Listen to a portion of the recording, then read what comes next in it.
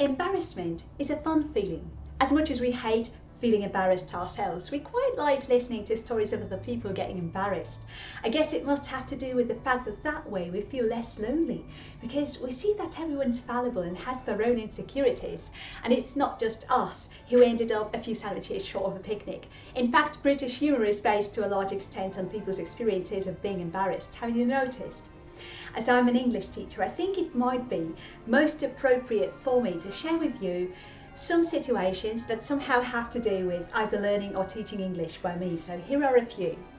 I just remember finding myself in a class with very professional people from all corners of the globe once, and that had to do with the year when I was learning English in a group, preparing for my CA test. So I ended up in that class with those people, and I was the youngest member of that group. So I really wanted to impress those people, and my level of English was quite high. So once we went out to have a few drinks or something, and the people around me were discussing everybody's professional and specialist qualifications, and people started talking to me, and some of the more mature guys in that group who were obviously very professional and kind of a technical nerdish kind of junkie in this sphere, very intelligent, he asked me, Lilia, so where did you get your expertise? Do you follow any English teachers? Like, who would have to be your role models? And it was the time in my life when I relied very heavily on experts of various kinds. So I really wanted to show how open-minded and expanded my horizons were. So I started naming a few popular gurus in the teaching sphere, and I said to that guy, you know, I'm really into the work of Scott Thornbury, Jeremy Harmer, and then I just really wanted to carry on with that list, but I did not know anybody who popped up on my mind at that point. So I just said Pearson Longman with a very intelligent face, which was in fact just two names of big publishing houses in the English publishing industry combined together.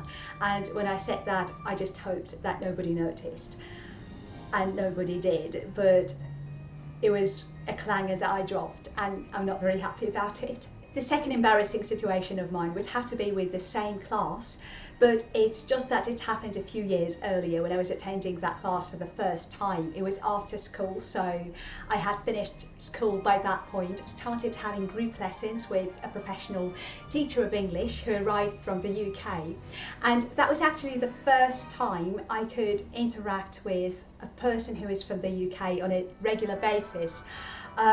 So for me, that was quite a bit of a nerve-wracking situation.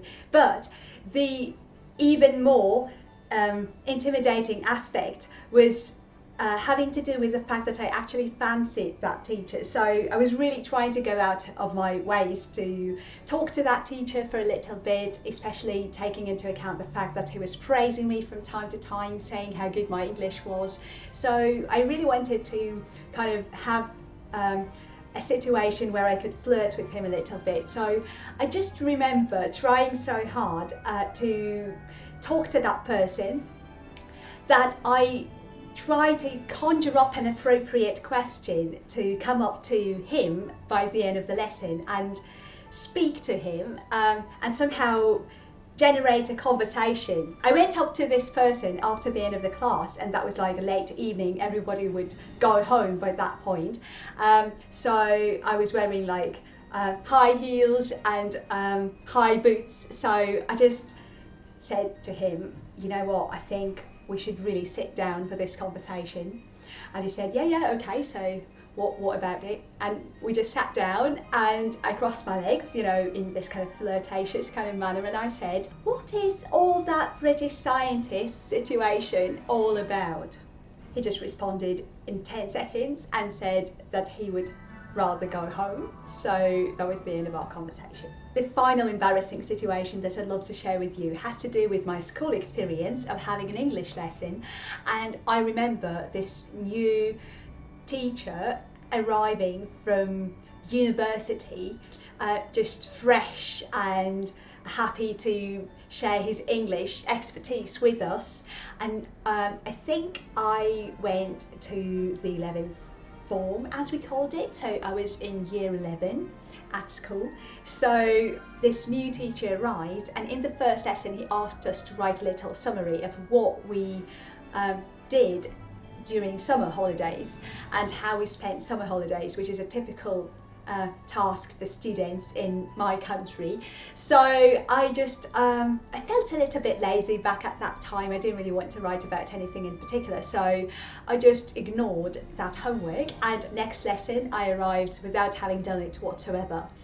When my teacher started checking the homework assignments, I stood up, and because my English was quite good back at that time, I thought I might have been able to impress that teacher by just saying a few fancy things here and there, trying to smoothen the edges, to sweeten the pill. And I just stood up and I said, in what I considered to be quite a sophisticated manner of speaking English, that I haven't done my homework. I hadn't done my homework, mind the sequence of tenses, guys, and that I would be chuffed if he would have allowed me to just not do it or anything like that.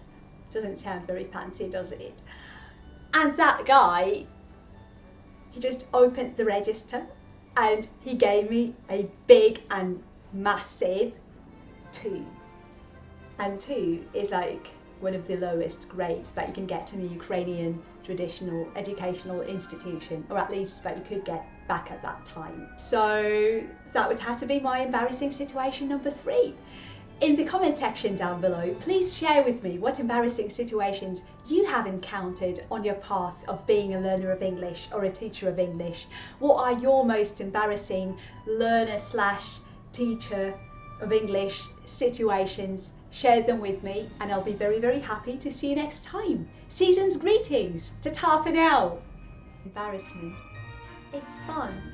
It's fun to talk about embarrassment because